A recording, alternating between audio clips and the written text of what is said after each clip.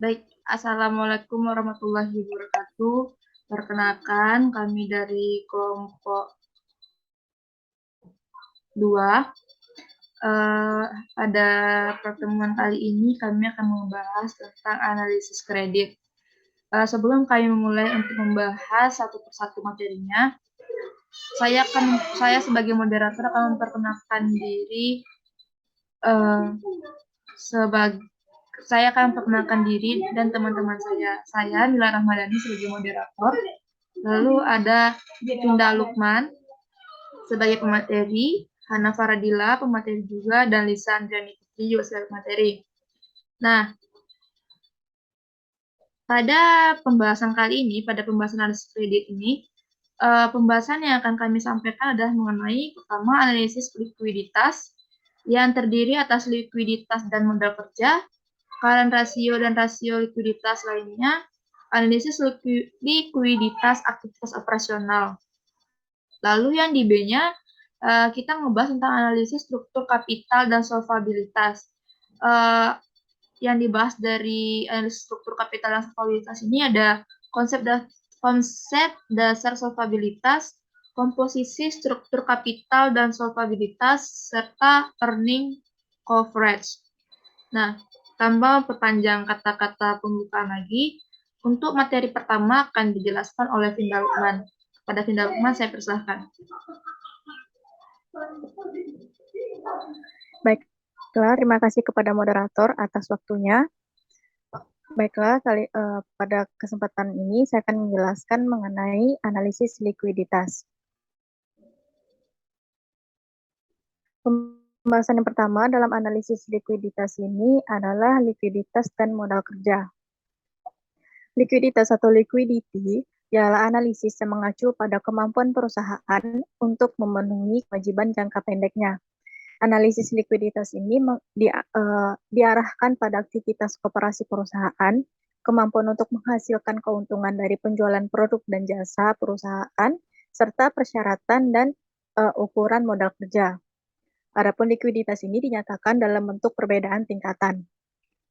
Nah, kurangnya likuiditas pada perusahaan dapat menghalangi perusahaan untuk memperoleh keuntungan dari diskon atau kesempatan dalam mendapatkan keuntungan.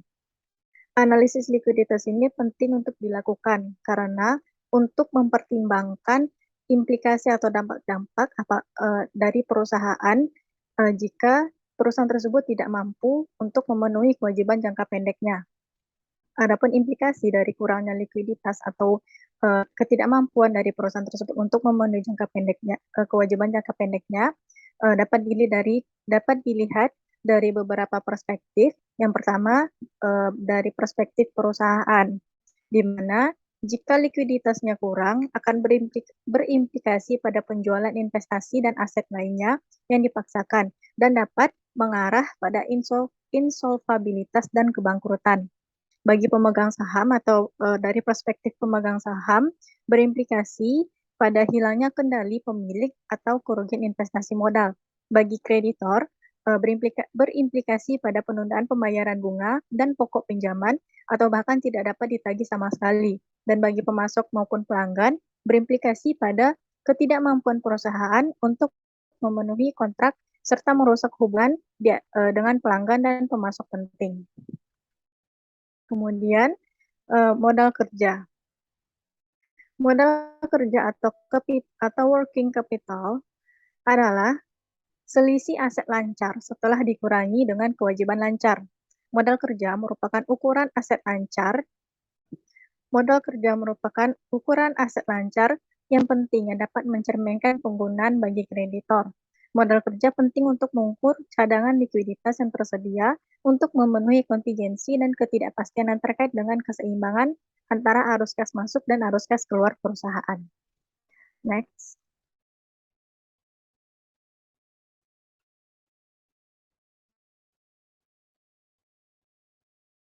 Nah, dalam analisis likuiditas dan modal kerja ini, ada beberapa yang akan kita bahas. Yang pertama yaitu aset lancar dan kewajiban lancar.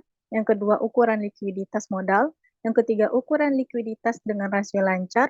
Yang keempat, menggunakan rasio lancar dalam analisis. Dan yang kelima, ukuran likuiditas dengan rasio berbasis kas. Next. Pembahasan yang pertama dalam analisis likuiditas ialah aset lancar dan kewajiban lancar. Sama-sama kita ketahui bahwa aset lancar itu merupakan kas dan aset lain yang secara wajar dapat direalisasi sebagai kas atau dijual atau digunakan selama 1 tahun atau dalam siklus operasi normal perusahaan jika lebih dari 1 tahun. Adapun kewajiban lancar atau current liabilities adalah kewajiban yang diharapkan akan dilunasi dalam waktu yang relatif pendek atau dalam waktu 1 tahun yang mencakup utang usaha, wesel bayar, pinjaman bank jangka pendek, utang pajak, beban yang masih harus dibayar, dan bagian lancar utang jangka panjang atau bagian yang jatuh tempo dalam waktu 1 tahun. Adapun 3 masalah utama yang perlu diperhatikan dalam aset lancar dan kewajiban lancar ini adalah kewajiban kontingensi yang terkait dengan jaminan atas utang. Kemudian yang kedua, pembayaran minimum sewa di masa depan yang terkait dengan perjanjian sewa guna usaha koperasi yang tidak dapat dibatalkan. Dan yang ketiga, kontrak atas konstruksi atau akuisisi aset jangka panjang yang seringkali mewajibkan pembayaran berkelanjutan dalam jumlah besar. Yang kedua, ialah ukuran likuiditas modal. Analisis keuangan menilai besaran modal kerja untuk keputusan atau rekomendasi investasi. Badan pemerintah menghitung total modal kerja perusahaan untuk membuat peraturan dan kebijakan. Selain itu, laporan keuangan yang diterbitkan membedakan antara aset dan kewajiban lancar dengan tidak lancar sebagai jawaban atas kebutuhan tersebut. Namun, besaran modal kerja menjadi lebih relevan bagi keputusan pengguna jika dikaitkan dengan variabel keuangan utama lainnya, seperti penjualan atau total aset. Besaran ini menjadi kurang berarti untuk perbandingan langsung atau untuk menilai kecukupan modal kerja.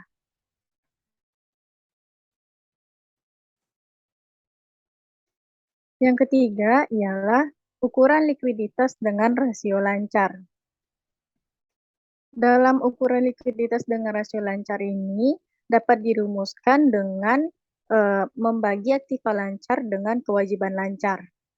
Nah, relevansi dari rasio lancar ini, rasio lancar dapat digunakan untuk mengukur kemampuan memenuhi kewajiban lancar, di mana semakin tinggi jumlah atau kelipatan aset lancar terhadap kewajiban lancar, maka semakin besar keyakinan bahwa kewajiban lancar tersebut akan dibayar. Yang kedua, penyangga kerugian, yang menunjukkan tingkat keamanan yang tersedia untuk menutup penurunan nilai aset lancar non-kas pada saat aset tersebut dilepas atau dilikuidasi. Semakin besar penyangga, maka semakin kecil pula risikonya. Kemudian yang ketiga, cadangan dana lancar yang merupakan keamanan terhadap ketidakpastian dan kejutan atas arus kas perusahaan. Next. Yang keempat, menggunakan rasio lancar dalam analisis. Menggunakan rasio lancar dalam analisis.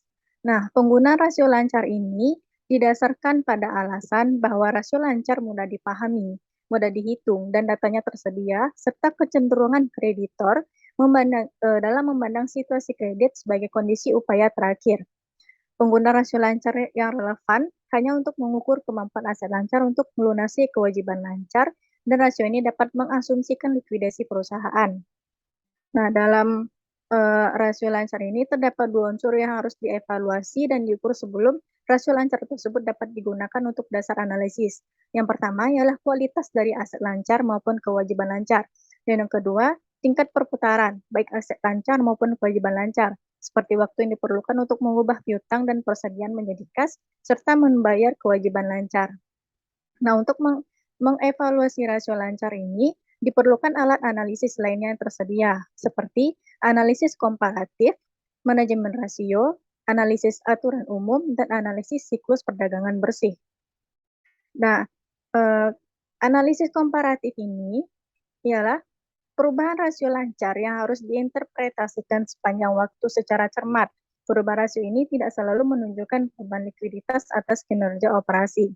Untuk manajemen rasio, analisis harus memperhatikan manajemen rasio lancar atau disebut juga dengan window dressing atau mempercantik laporan keuangan. Kemudian analisis aturan umum. Analisis aturan umum ini biasa dipakai jika rasio lancar 2 banding 1 atau lebih baik lagi, maka perusahaan cukup baik secara keuangan. Namun jika rasio di bawah 2 banding 1, maka menunjukkan peningkatan rasio likuiditas. Maksud dari rasio 2 banding 1 ini ialah tersedianya $2, misalnya, tersedianya $2 aset lancar untuk setiap $1 kewajiban lancar. Atau jika dipandang dari sudut lain, nilai aset lancar pada saat likuidasi dapat turun hampir 50% dan masih dapat melunasi kewajiban lancar. Kemudian yang keempat, analisis siklus perdagangan bersih. Kebutuhan modal kerja suatu perusahaan dipengaruhi oleh investasi dalam persediaan dan hubungan antara perjanjian kredit dari pemasok dengan kredit yang diberikan kepada pelanggan. Pertimbangan tersebut menentukan siklus perdagangan bersih atau net trade cycle perusahaan. Next.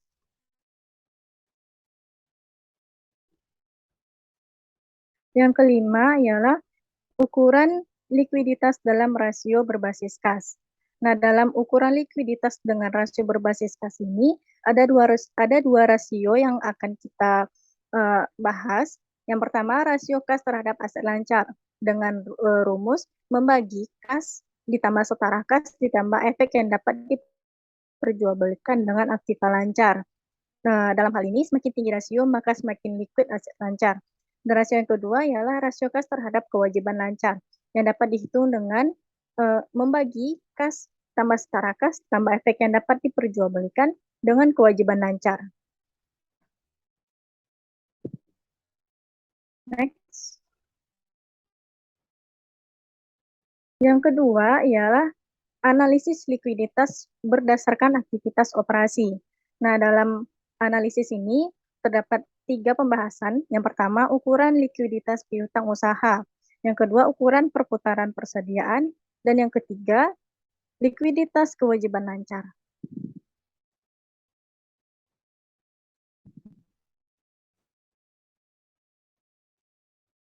Oke, untuk perputaran piutang usaha, untuk perputaran piutang usaha ini dapat kita rumuskan dengan penjualan kredit bersih dibagi dengan rata-rata piutang bersih.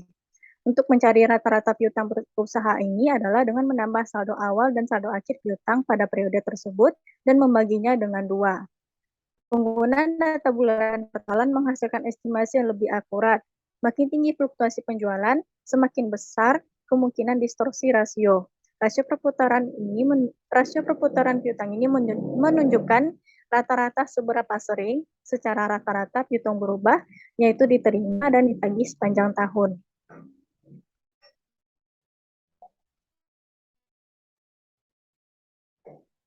Kemudian yang kedua, perputaran persediaan atau inventory turnover.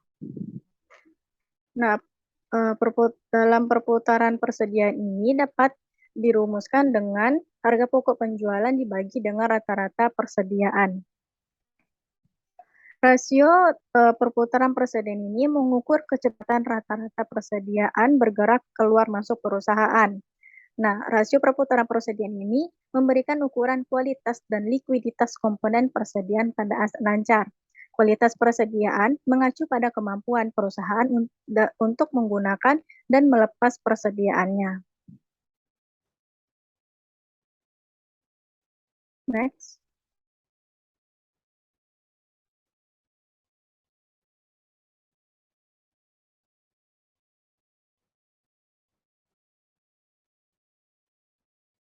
Selanjutnya ialah likuiditas kewajiban lancar. Kewajiban lancar penting dalam perhitungan modal kerja dan rasio lancar untuk 2 alasan yang saling berkaitan. Yang pertama, alasan yang pertama ialah kewajiban lancar digunakan untuk menentukan apakah selisih aset lancar dengan kewajiban lancar dapat mencukupi margin keamanan. Dan yang kedua ialah kewajiban lancar dikurangi dari aset lancar untuk menghitung modal kerja. Ukuran terkait adalah perputaran utang usaha atau account payable turnover, yang menunjukkan kecepatan perusahaan dalam melunasi pembelian kreditnya. Nah, ukuran ini dapat dirumuskan dengan harga pokok penjualan dibagi rata-rata utang usaha. Next. Pembahasan yang selanjutnya ialah ukuran likuiditas lainnya. Di mana ukuran likuiditas lainnya ini ada beberapa pembahasan. Yang pertama, komposisi aset lancar. Yang kedua, rasio cepat atau exit test atau quick ratio. Dan yang ketiga, ukuran arus kas. Yang keempat, fleksibilitas keuangan. Dan yang kelima, analisis bagaimana jika. Nah, pembahasan ini akan dilanjutkan oleh rekan saya. Saya kembalikan kepada moderator. Baik, terima kasih kepada Vinda Lukman yang telah menjelaskan tentang materi likuiditas dan modal kerja. Untuk selanjutnya akan dijelaskan oleh Hana Faradila. Kepada Hana, saya persilahkan. Saya akan melanjutkan di selanjutnya, yaitu mengenai ukuran likuiditas lainnya. Nah, ukuran yang pertama itu adalah komposisi aset lancar, di mana komposisi aset lancar ini merupakan indikator likuiditas modal kerja. Penggunaan perbandingan presentase common size membantu evaluasi pembandingan likuiditas tanpa memperhatikan jumlahnya. Nah, contoh menghitung komposisi aset lancar ini seperti yang telah kita kerjakan pada tugas sebelumnya, di mana kita misalnya ingin membandingkan aset lancar kas dengan rumus nilai kasnya per dibandingkan dengan seluruh total aset lancar. Untuk ukuran likuiditas lainnya yang kedua adalah rasio cepat atau exit test atau quick ratio. Nah, rasio ini menggunakan aset yang lebih cepat dikonversi menjadi kas. Rumus perhitungannya adalah kas ditambah dengan setara kas tambah efek yang dapat diperjualbelikan plus piutang usaha dibagi dengan kewajiban lancar. Next. Yang ketiga ada ukuran kas. Nah, rasio yang membandingkan arus kas operasi terhadap kewajiban lancar dapat mengatasi sifat statis rasio lancar karena pembilangnya mencerminkan variabel yang bergerak. Rumus rasio arus kas ini yaitu arus kas operasi per kewajiban lancar. Next. Yang keempat itu ada fleksibilitas keuangan atau financial flexibility. Nah, fleksibilitas keuangan merupakan kemampuan untuk suatu perusahaan untuk mengambil langkah guna mengatasi interupsi yang tidak diharapkan pada arus dana, yang berarti bahwa kemampuan untuk meminjam dari berbagai sumber, menghimpun modal ekuitas, menjual dan menarik kembali aset, atau untuk menyesuaikan tingkat dan arah operasi guna memenuhi situasi yang berubah. Kapasitas perusahaan untuk meminjam bergantung pada beberapa faktor dan dapat berubah. Adapun faktor-faktor itu yang pertama ada profitabilitas, stabilitas, ukuran, posisi industri, komposisi aset, struktur modal, kondisi, dan tren pasar. Kemudian fokus tambahan atas nilai fleksibilitas keuangan itu meliputi peringkat surat berharga, obligasi, dan saham preferan. Pembatasan penjualan aset, sejauh apa diskresi beban, dan kemampuan untuk merespons perubahan lingkungan dengan cepat, seperti pemogokan, perubahan permintaan, dan pemutusan pasokan. Next.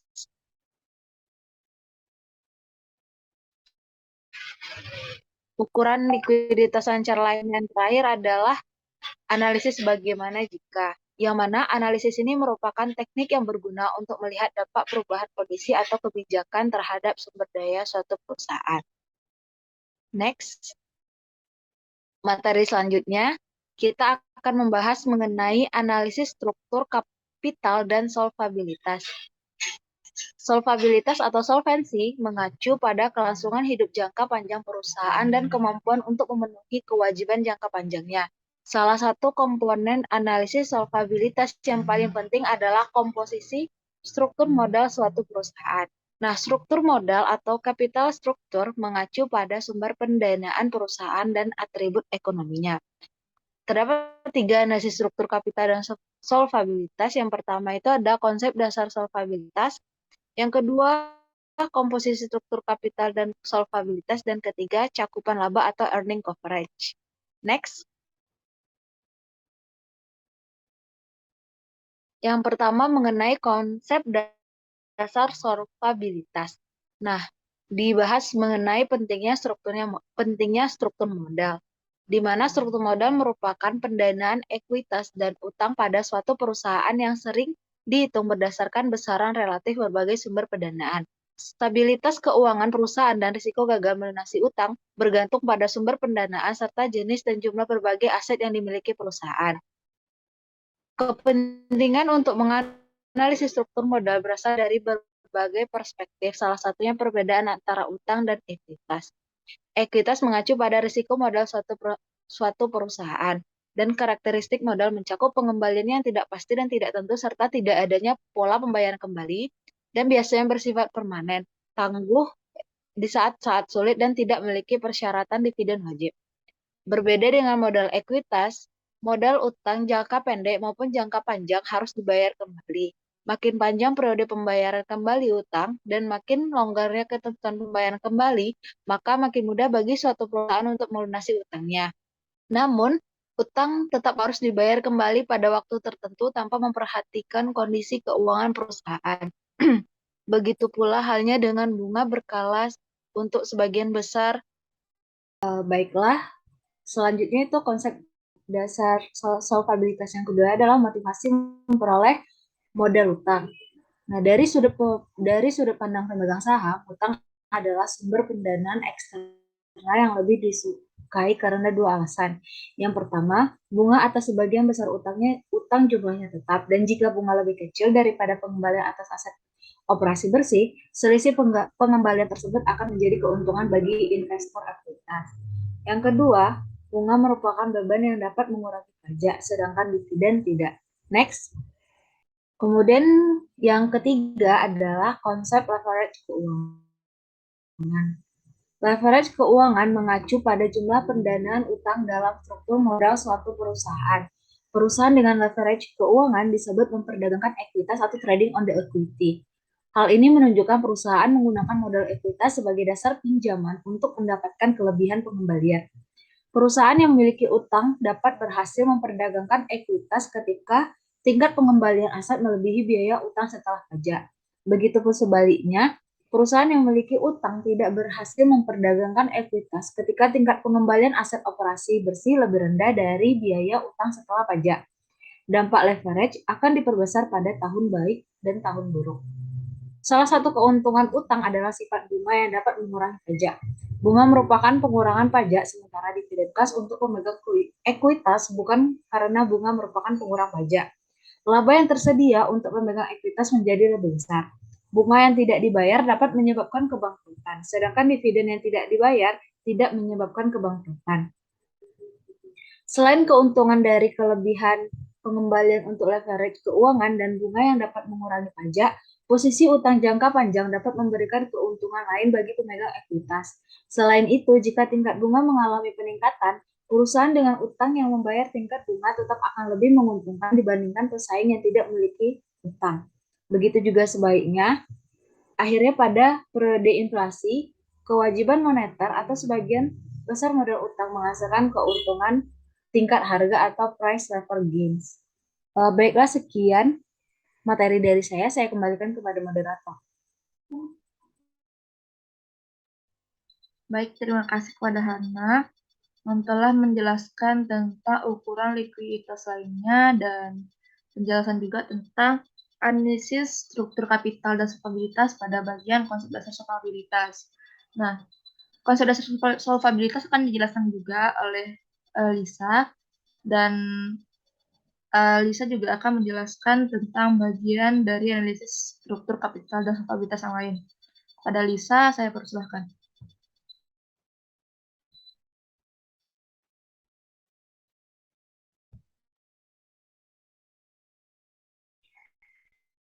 Terima kasih kepada moderator. Saya akan menjelaskan poin terakhir dari pembahasan pertama mengenai struktur kapital, yaitu analisis struktur modal. Ukuran dan pengungkapan akun kewajiban dan ekuitas pada laporan keuangan diatur oleh penilaian. Analisis harus mengingat prinsip ini saat menganalisis struktur modal dan implikasinya pada solvabilitas. Nah, penyesuaian untuk analisis struktur modal ini disebut juga dengan penyesuaian pada nilai kewajiban yang terdiri atas yang pertama yaitu mengenai pajak penghasilan tangguhan atau deferred income tax. Pajak sebagai utang atau ekuitas bergantung pada sifat tangguhan, pengalaman akun di masa lalu seperti pola pertumbuhannya, dan kemungkinan pembalikan di masa depan. Yang kedua yaitu sewa guna usaha operasi atau operating lease. Saat ini praktik akuntansi mewajibkan sebagian besar pendanaan sewa guna usaha jangka panjang yang tidak dapat dibatalkan disajikan sebagai hutang. Yang ketiga yaitu pendanaan di luar neraca atau off balance sheet financing. Beberapa manajer menyatakan utangnya terlalu rendah. Beberapa ini seperti perjanjian entitas bertujuan khusus dan investasi metode ekuitas. Yang keempat yaitu kewajiban kontingen atau contingent liabilities. Umumnya cadangan yang menimbulkan beban terhadap laba juga dianggap sebagai kewajiban. Selanjutnya yaitu hak minoritas atau minority interest. Akun ini bukan kewajiban seperti utang karena tidak ada kewajiban untuk membayar dividen dan pembayaran kembali pokok. Selanjutnya yaitu utang yang dapat dikonversi atau convertible debt. Biasanya disajikan sebagai kewajiban lainnya. Jika dikonversi menjadi saham biasa, maka utang ini dapat dikelompokkan menjadi ekuitas untuk tujuan analisis struktur modal. Dan yang terakhir yaitu saham preferen atau preferred stock. Next.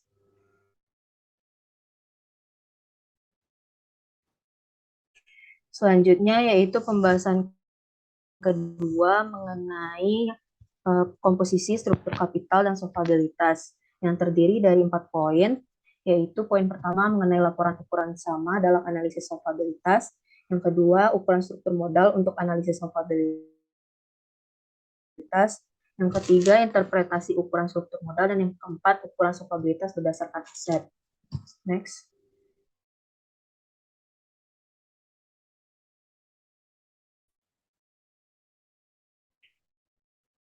Poin yang pertama yaitu mengenai laporan ukuran sama dalam analisis solvabilitas. Suatu ukuran umum risiko keuangan perusahaan adalah komposisi struktur modal. Analisis komposisi atau composition analysis dilakukan dengan membuat laporan ukuran sama atau common size statement atas bagian kewajiban dan ekuitas pada neraca.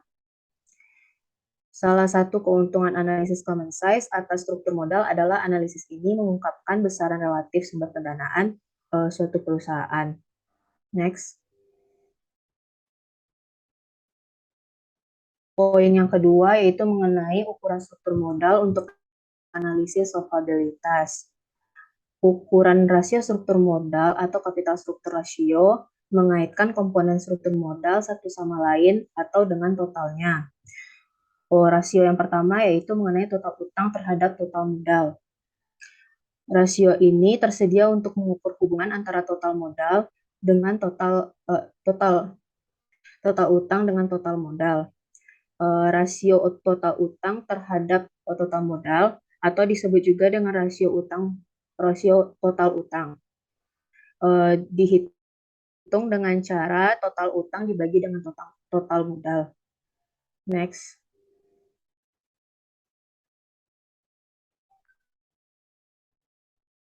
Rasio yang kedua yaitu mengenai total utang terhadap modal ekuitas. Ukuran lain dari hubungan utang terhadap sumber modal adalah rasio total utang terhadap modal ekuitas. Rasio total utang terhadap modal ekuitas dihitung dengan cara membagi total utang dengan ekuitas pemegang saham. Next.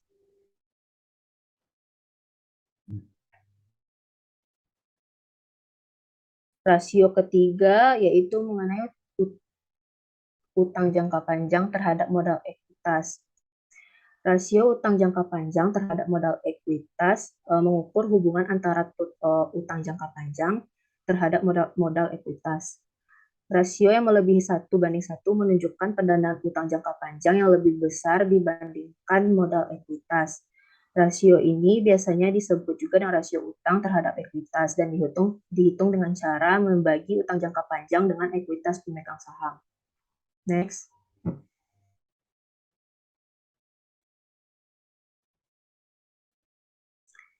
Rasio yang terakhir yaitu mengenai utang jangka pendek terhadap total utang.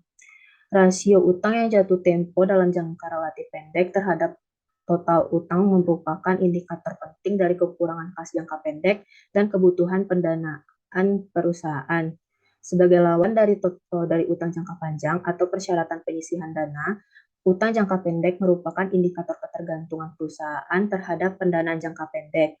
Utang jangka pendek biasanya terpengaruh oleh seringnya perubahan tingkat bunga. Next.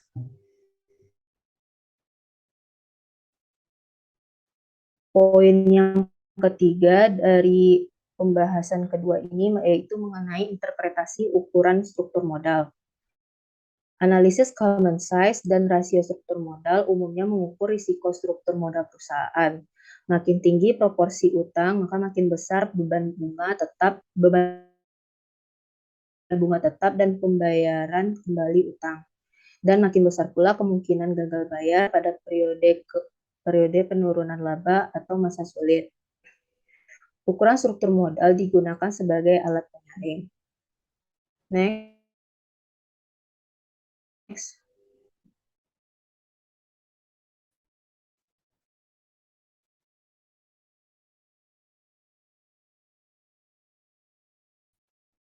Yang terakhir dari pembahasan kedua ini yaitu ukuran solvabilitas berdasarkan aset. Aset yang digunakan suatu perusahaan dalam aktivitas operasinya hingga tingkat tertentu akan menentukan sumber pendanaan. Misalnya, aset tetap dan aset jangka panjang lainnya biasanya tidak didanai oleh pinjaman jangka pendek. Aset jangka panjang ini biasanya didanai dengan modal ekuitas. Modal utang juga merupakan sumber pendanaan aset jangka panjang yang biasanya digunakan, khususnya di industri seperti industri fasilitas umum yang sumber penghasilannya stabil. Analisis komposisi aset atau asset composition analysis merupakan alat penting dalam menilai risiko yang dihadapi struktur modal suatu perusahaan. Komposisi aset biasanya dievaluasi menggunakan laporan common size saldo aset. Next.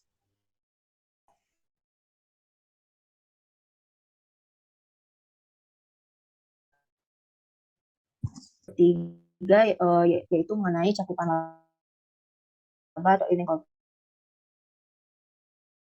coverage.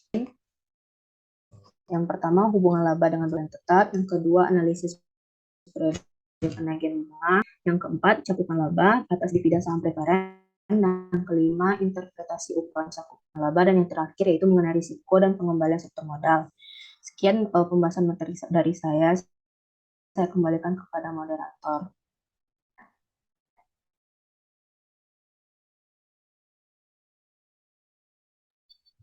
Baik, terima kasih kepada Lisa karena telah melanjutkan penjelasan dari konsep dasar solvabilitas, lalu menjelaskan tentang komposisi struktur kapital dan solvabilitas, dan juga membuka pembahasan tentang cakupan laba atau earning coverage. Nah, saya akan menjelaskan lebih dalam tentang earning coverage ini atau cakupan laba ini. Nah, poin pertama yaitu tentang hubungan laba dengan beban tetap. Nah, hubungan antara laba dengan beban tetap merupakan bagian dari analisis cakupan laba atau earning coverage analysis. Ukuran cakupan laba berfokus pada hubungan antar beban tetap yang terkait utang dan ketersediaan laba perusahaan untuk melunasi beban ini. Ukuran ini merupakan faktor penting dalam peringkat utang. Surat utang obligasi seringkali mencantumkan tingkat cakupan laba minimum untuk penambahan utang. Peraturan SEC mewajibkan rasio laba terhadap beban tetap diungkapkan pada prospektus seluruh efek utang terdaftar. Nah, untuk ukuran rasio laba terhadap beban tetap atau earning to fixed charge ratio umumnya adalah dengan cara laba yang tersedia untuk memenuhi beban tetap dibagi dengan beban tetap. Nah, menghitung laba yang tersedia untuk beban tetap, analisis ini harus mengakui bahwa laba bersih yang belum disesuaikan tidak selalu merupakan pengukur ketersediaan kas untuk beban tetap yang baik. Laba terkadang bisa digunakan sebagai perkiraan kas dari operasi, tetapi di lain waktu kurang dapat memberikan jumlah yang tersedia untuk membayar beban tetap. Pendekatan untuk mengatasi masalah ini tidak melalui mengambil kesimpulan umum, tetapi dengan melakukan analisis secara cermat atas pos pendapatan dan beban non-kas lainnya yang menyusun laba. Lalu untuk menghitung beban tetap itu ada 6 poin. Yang pertama yaitu bunga yang timbul. Bunga yang timbul merupakan beban tetap yang paling jelas dan nyata yang timbul akibat utang. Beban bunga berbeda dengan beban yang dibayarkan karena perubahan utang bunga, kapitalisasi bunganya disajikan bersih, dan amortisasi diskon dan premium. Lalu yang kedua, yang B-nya bunga implisit atas kewajiban sewa guna usaha. Saat sewa dikapitalisasi bunga, pembayaran sewa dimasukkan dalam beban bunga pada laporan laba rugi, meskipun sebagian besar saldo ini biasanya dianggap sebagai pelunasan pokok kewajiban. Lalu, persyaratan dividen saham preference untuk perusahaan dengan pemilikan mayoritas dianggap sebagai beban karena memiliki prioritas di atas distribusi laba untuk perusahaan induk. Rumusnya adalah persyaratan dividen saham preference dibagi satu kurang tarif pajak. Lalu, selanjutnya tentang persyaratan pembayaran kembali pokok pinjaman. Pembayaran kembali pokok pinjaman dari perspektif arus keluar dianggap sama sulitnya dengan pembayaran bunga. Pada kasus pembayaran sewa, kewajiban perusahaan untuk melunasi pokok dan bunga harus dipenuhi secara bersamaan. Berarti, beberapa alasan persyaratan pembayaran kembali pokok pinjaman tidak diakui dengan perhitungan rasio laba terhadap beban tetapnya. Nah, beberapa alasan tersebut adalah rasio laba terhadap beban tetap berdasarkan pendapatan. Yang kedua, jika suatu perusahaan memiliki rasio utang terhadap ekuitas yang dapat diterima, maka perusahaan seharusnya mampu meminjam kembali hutang untuk melunasi pembayaran pokok. Yang ketiga, memasukkan pembayaran pokok pinjaman akan menghasilkan perhitungan ganda. Yang keempat, masalah memasukkan persyaratan membayar kembali utang pada beban tetap adalah tidak semua perjanjian utang mengharuskan penyisian dana atau kewajiban pembayaran kembali yang sama. Lalu, jaminan untuk membayar beban tetap. Jaminan untuk membayar beban tetap atas anak perusahaan yang tidak dikonsolidasi atau entitas yang tidak terafiliasi harus ditambahkan pada beban tetap jika persyaratan untuk melunasi jaminan tersebut jelas. Dan yang terakhir yaitu beban tetap lainnya. Nah, beban tetap lainnya ini dengan menggunakan analisis terhadap beban tetap seharusnya tidak hanya dibatasi pada pembayaran bunga dan persyaratan pembayaran kembali pokok pinjaman, tapi juga mencakup seluruh kewajiban pembayaran sewa jangka panjang. Dan terutama jika sewa tersebut adalah sewa yang tidak bisa dibatalkan. Beban tambahan yang tidak langsung terkait dengan utang, tapi dianggap komitmen jangka panjang yang bersifat tetap adalah kontrak pembelian jangka panjang yang tidak dapat dibatalkan dan jumlahnya di atas persyaratan normal. Nah, lalu menghitung laba terhadap beban tetap. Rumus untuk menghitung rasio laba terhadap beban tetap yang konvensional itu dapat kita lihat laba sebelum pajak dari operasi rutin ditambah, beban bunga ditambah, amortisasi beban utang dan diskonto atau premium ditambah, bagian bunga dari beban sewa operasi ditambah, persyaratan dividen saham preference anak perusahaan dengan pemilikan mayoritas setelah disesuaikan pajak ditambah, jumlah amortisasi bunga yang sebelumnya dikapitalisasi dikurang, laba yang belum dibagikan untuk anak perusahaan atau perusahaan afiliasi, dan kepemilikan kurang dari 50%. Lalu, Beban bunga total ditambah amortisasi beban utang dan diskonto atau premium ditambah bagian bunga dari beban sewa operasi ditambah persyaratan dividen saham preferen anak perusahaan dengan kepemilikan mayoritas telah disesuaikan. Lalu yang kedua, analisis periode penagihan bunga. Ukuran cakupan laba lainnya adalah rasio periode penagihan bunga atau times interest earned ratio. Rasio ini menganggap bunga sebagai satu-satunya beban tetap yang memerlukan cakupan laba. Nah, untuk menghitung rasio ini menggunakan rumus laba tanpa beban pajak tambah beban bunga bagi beban bunga. Rasio ini mengabaikan sebagian besar penyesuaian pada pembilang dan penyebut seperti pada pembahasan rasio laba terhadap beban tetap. Meskipun perhitungan sederhana, rasio ini memiliki kemungkinan kesalahan dan tidak seefektif alat analisis seperti rasio laba terhadap beban tetap. Lalu hubungan arus kas dan beban tetap lain juga kita ngebahas di sana ada kas dari operasi yang permanen. Nah, kas dari operasi yang permanen ini adalah hubungan antara arus kas operasi perusahaan dengan beban tetap penting dalam analisis solvabilitas jangka panjang. Hal ini biasa dilakukan dalam evaluasi komponen arus kas operasi. Misalnya, penyusutan yang ditambahkan kembali pada laba bersih permanen dibandingkan dengan laba bersih karena pemulihan penyusutan yang dapat digunakan untuk melunasi utang. Fungsi ini berlaku hanya pada jangka pendek. Pada jangka panjang, pengembalian kas harus digunakan untuk mengganti aset tetap.